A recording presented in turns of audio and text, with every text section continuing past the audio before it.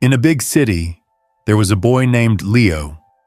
He had just graduated from high school and decided to learn the craft of watchmaking, a profession that seemed old-fashioned but required extreme patience and precision.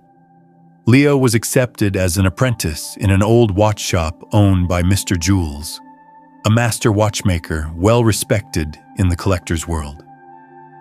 Though incredibly skilled, Mr. Jules was a man of few words. He focused solely on his work, letting his intricate timepieces speak louder than any self-praise. In contrast, Leo was energetic and full of enthusiasm. On his very first day, he posted on social media, "I'm going to be the best watchmaker in the city. Just wait and see." Every day, he told his friends about new techniques he'd learned, his dream of opening his own shop, and even plans to design his own line of watches. The praise from others made him feel proud and excited. But after a few months, Leo realized he was making very slow progress. He still couldn't disassemble a basic watch without dropping the screws, and he started to feel frustrated and under pressure. One quiet afternoon, Mr. Jules called Leo to the back of the shop. He handed him a small, worn box and said, "This is the first watch I ever repaired, over 40 years ago. No one knows about it, because I never told anyone." Leo was surprised. "Why not?" "I thought sharing your journey would help you stay motivated." Mr. Jules smiled and said something that Leo would never forget. "Leo, do you know why so many people start strong but never finish? Because they speak too soon." 1. Speaking too soon. This is a common pattern in personal development. At the beginning, we're full of motivation and excitement, saying things like, "I'm going to lose 10 kilograms," or "I'm writing a book," or "I'm going to start a business." But that initial energy isn't enough to carry us through the hard, slow, lonely parts.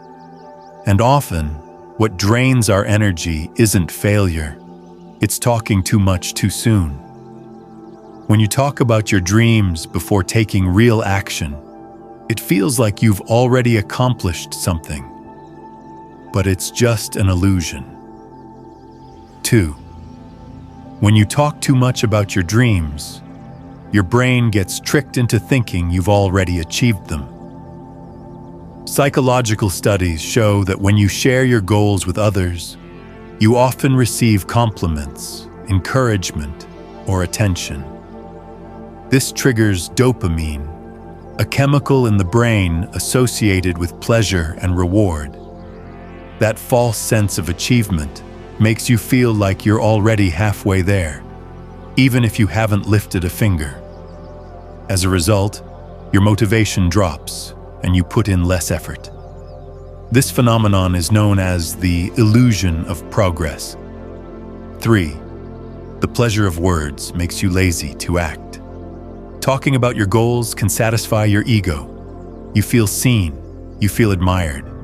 But that early validation often replaces the hard work you still need to do.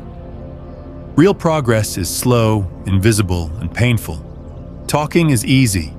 It's instant. It gets attention. But if you talk too much, you can get stuck in the stage of saying a lot, doing very little. 4. And when things get tough, you feel embarrassed for having spoken too soon. The more you announce your dreams publicly, the more pressure you put on yourself. And when reality doesn't meet the expectations you've set, you feel ashamed. You might even quit. Not because you failed, but because you don't want to lose face. Instead of giving yourself space to make mistakes, you trap yourself in the image you've projected. Talking too much about your dreams doesn't always give you motivation. It can actually steal your energy. The brain doesn't clearly distinguish between saying and doing. In the beginning, silence is power.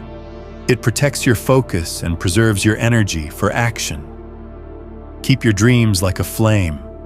Fuel them with effort, not words. Speak only when your results are loud enough to prove your commitment. Then Mr. Jules looked Leo in the eye and said, "Let your hands do the work, not your mouth. These watches will tell your story, not your words." That night, Leo deleted all of his bragging posts and started over, quietly but seriously. He began keeping a private journal, writing only for himself, reflecting on his daily efforts. He didn't tell anyone about his goals anymore. He studied harder, worked more carefully, and avoided unnecessary conversations. A year passed. No one had heard anything from Leo, but customers started asking, "Who's that new apprentice? His work is so precise." In the second year, Mr. Jules allowed Leo to take repairs on his own. And a few months later, when he retired, he handed the entire shop over to Leo. At the reopening of the shop under Leo's name, an old friend came by and asked, "How did you become so good? I thought you gave up. You were so quiet." Leo simply smiled. "It's because I stayed quiet that I didn't give up. I had nothing to prove to anyone but myself.